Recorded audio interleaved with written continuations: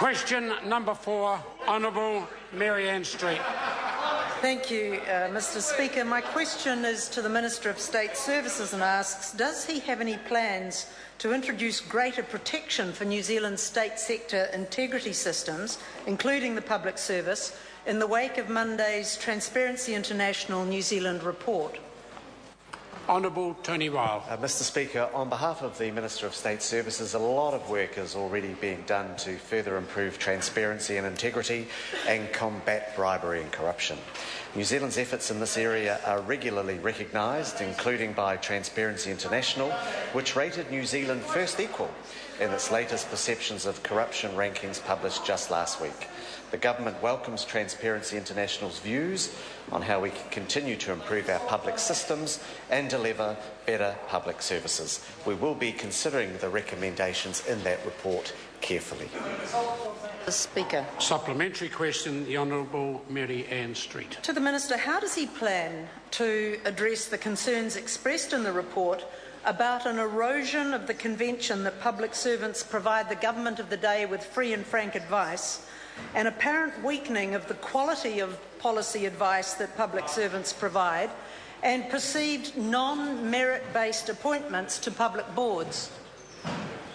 Mr Speaker, Honourable Tony Ryle. On behalf of the Minister of State Services, ministers do expect to receive free and frank advice from officials, as that member will know in her previous roles. In fact, the State Sector Act has recently been amended to include new stewardship requirements on chief executives, which specifically includes the requirement to provide free and frank advice to ministers and maintain the capacity to offer free and frank advice to successive governments. The amended Act also includes a responsibility on chief executives to be responsive to matters relating to the collective interests of government. Supplementary question, the Honourable Maryan Street. Thank you, Mr Speaker. Is he aware of a culture of fear developing in the public service, resulting in officials being unable to give free and frank advice, especially in the Ministry of Health and the Department of Conservation? And if so, does he intend to do anything about those relationships between ministers and officials? Mr Speaker. Honourable Tony Ryle. Mr Speaker, I'd have to say I don't agree with that at all. If there is a culture of fear in health, I've got to say it's not working, because if you've read any of the national newspapers in the last week, you'd find out that people aren't at all backwards in coming forwards with their views. Supplementary question, Honourable Maryan Street.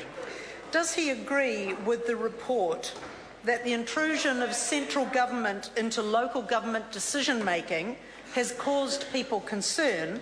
And if so, how does he intend to address this?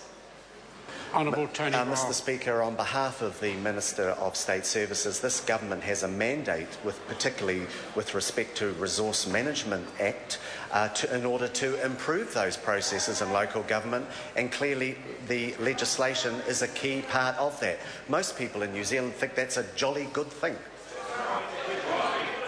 A supplementary question, Grant Robertson. Thank you, Mr Speaker. How can he have confidence in the integrity of the state sector ICT systems when the department responsible for overall oversight of ICT, the Department of Internal Affairs, has its own ICT project that is now requiring a doubling of resources and a 5-year extension just to have any outcomes at all?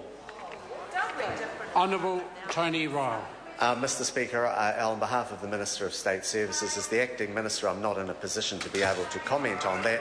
What I do know, though, is this government takes very seriously the need to have high performance with respect to these issues.